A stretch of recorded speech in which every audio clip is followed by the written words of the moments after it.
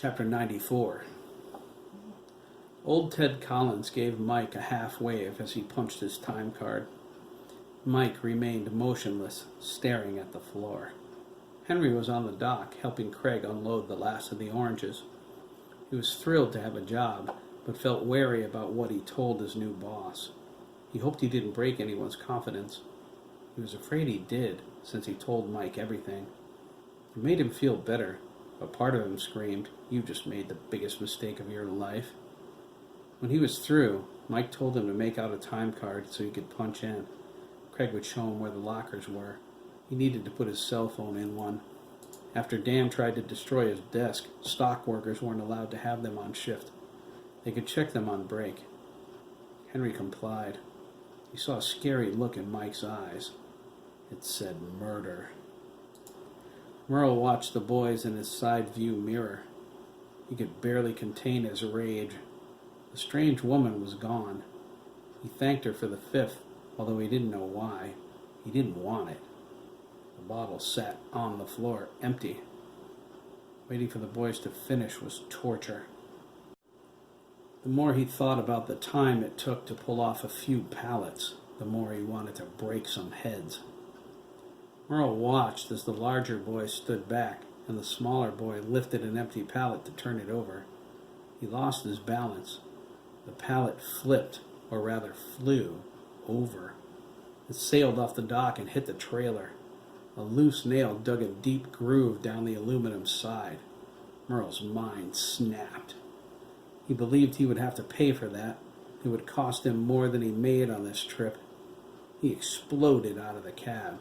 He charged up the stairs onto the dock. In the office, Mike's fingernails broke through the skin on his arm.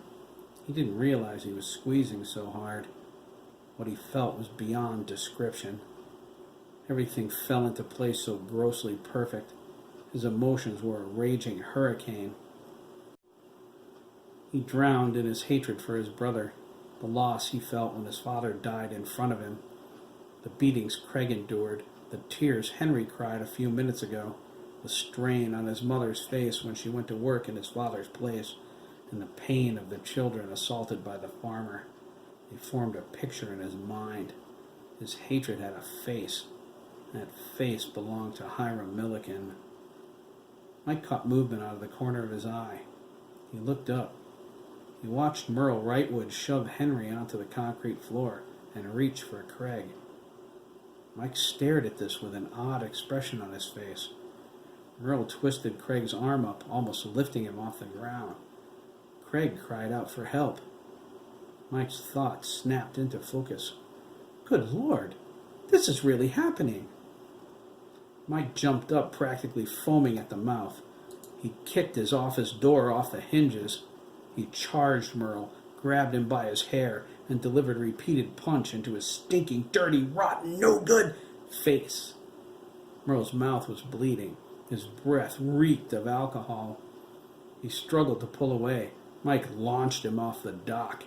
He hit the pavement with a smack.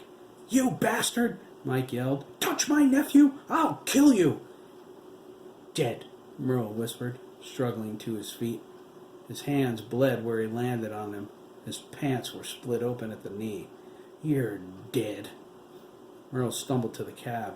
He climbed in and dove toward the sleeper. He reached under the pillow where he kept his sawed-off shotgun. Merle's eyes grew wide. He cried, "It ain't here!"